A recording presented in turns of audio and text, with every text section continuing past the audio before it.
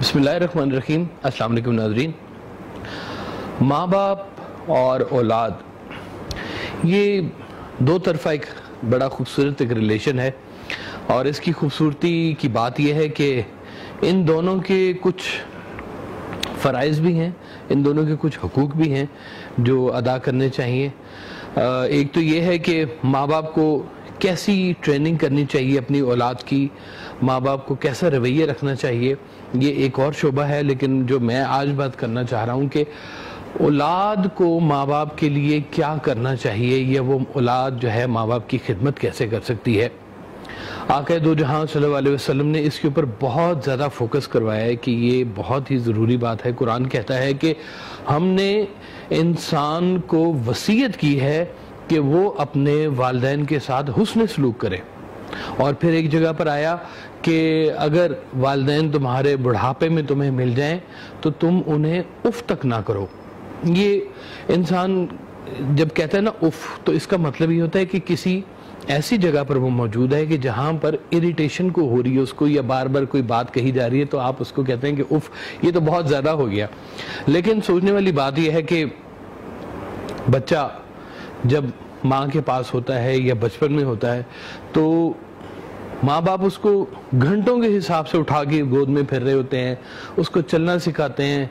वो कभी रात को तंग करता है, कभी दिन को तंग करता है, बेबस होता है, बिल्कुल कोई काम नहीं वो कर सकता। और उन हालात में माँ बाप जो हैं वो औलाद की खिदमत करते हैं।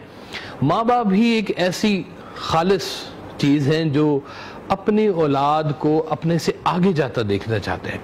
तो जब ये बारी औलाद के पास आती है तो फिर औलाद को चाहिए कि वो जो खिदमतें की हैं वो खिदमतों को जो है ना वो सिला किसी न किसी शक्ल में ज़रूर देता रहे।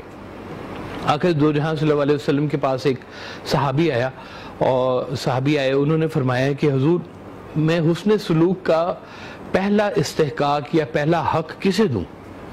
तो आखिर दो जहां ने फरमाया अपनी माँ को। फिर उन्होंने फरमाया कि जी, फिर उसके बाद आपने फिर फरमाया अपनी माँ को। तीसरी दफ़ा जब उन्होंने पूछा कि जी इस्तेहकाक किसका है, तो आका दो जहां ने फरमाया तुम्हारी माँ। और फिर जब चौथी दफ़ा पूछा तो फरमाया तुम्हारा बाप। यानी कि माँ बाप के रिलेशन में भी माँ का जो दर्जा है वो अल्लाह ताला ने बहुत अफजल रखा है। वो मियाँ मोहम्मद बख्श साहब का एक शेर मुझे याद आ गया कि बाप मरे ते सिर नंगा होवे ते वीर मरे कंड खाली, मावा बाद मोहम्मद बख्शा कौन करे रखवाली। ये इतना खालिस रिलेशन है कि जिसके बीच में आज हम देखते हैं कि फाउंटेन हाउस भरे में है, जहाँ पे अपनी वालिदैन को लोग छोड़ के चले जाते हैं। मुझे याद है हज़रत वासिफ़ अली वासिफ़ रहमतुल्लाह अलैह हॉस्पिटल में थे आखिरी अय्याम में लाहौर में।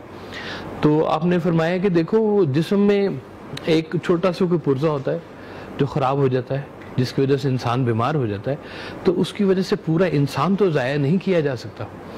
तो जब आपके पास खिदमत आए तो आप अपने वालिदैन की दिल खोल कर खिदमत करें। सरकार ने फरमाया कि देखो, अगर तुमने ये देखना हो कि तुम्हारी दुनिया कैसी है और ये देखना हो कि तुम्हारा दीन या तुम्हारा रब तुमसे कितना राज़ी है, तो उसका एक बहुत सादा सा नुस्खा है। वो सादा नुस्खा ये है कि आपके अगर बीवी और बच्चे आपसे खुश हैं तो इसका मतलब है दुनिया आपसे राज़ी है, और अगर आपके वालिदैन आपसे राज़ी हैं तो इसका मतलब है आपका रब आपसे राज़ी है। तो जिन लोगों ने ये सोचा होता है कि ज़िंदगी का ये जो सफ़र है इसने चलते ही जाना है और आगे कहीं पर जाना है और हमने कहीं जाके किसी को मिलना है, वो इन चीज़ों की बहुत एहतियात करते हैं कि अल्लाह ताला अगर बुढ़ापे में माँ बाप आपको अता करे तो उनकी ऐसी खिदमत करें, ऐसी खिदमत करें कि वो आपको कहें कि हम तुमसे राज़ी हैं। ये सर्टिफिकेशन आपने ज़रूर लेनी है, चाहे जैसे भी ले, कि आप अपने माँ बाप अगर आपके पास बुढ़ापे में आए हैं तो आप इतनी खिदमत करें कि वो कहें कि मैं तुमसे राज़ी हूँ। आका दो जहां सल्लल्लाहु अलैहि वसल्लम के पास एक सहाबा कराम आए, एक सहाबी आए, तो उन्होंने कहा कि जी मेरे जो वालिद हैं वो तंग दस्ती का शिकार हैं اور جو میرے پاس مال مدد بہت ہے، تو مجھے بتائیں کہ میں ان کی مدد کر سکتا ہوں یا نہیں کر سکتا۔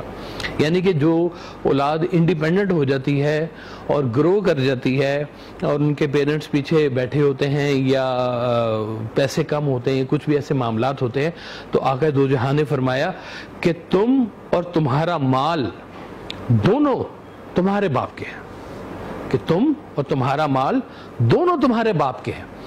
یعنی کہ یہ حقوق کی بات ہے کہ یہ حق رکھتے ہیں وہ اپنی اولاد کے اوپر کہ وہ اس کے اپنے بیٹے کی تمام چیزوں کو وہ اون کرتے ہیں۔ بیٹا یہ نہ سمجھے کہ وہ کوئی احسان کر رہا ہے اپنے والدین کے اوپر، احسان وہ کر رہے ہیں کہ تمہیں خدمت کا موقع دے رہے ہیں۔ تو یہ اللہ سے دعا کرنی چاہیے کہ یا اللہ، اگر ہمیں ہمارے ماں باپ بڑھاپے میں نصیب ہوئے ہیں تو ہمیں اتنی خدمت کرنے کی توفیق عطا فرما کہ وہ رخصت ہونے سے پہلے یہ کہیں کہ ہم تم سے راضی ہیں۔ جو آپ سلوک اپنی اولاد سے اپنے لیے چاہتے ہیں وہی سلوک آپ اپنے والدین کے ساتھ کریں، ان کو یہ موقع تک نہ دیں کہ وہ اس بات کی شکایت کر سکیں۔ یہ دنیا کا سفر ہے، آپ نے یہاں سے جب جانا ہے تو اپنے والدین کے پاس ہی جانا ہے۔ یہاں آپ اپنے بچوں کے پاس ہیں، وہاں اپنے والدین کے پاس ہوں گے، اور کل کو آپ کی اولاد بھی آپ کے پاس ہوگی۔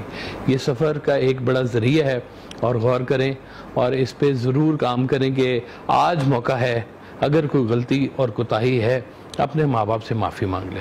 اللہ آپ کو سلامت رکھے۔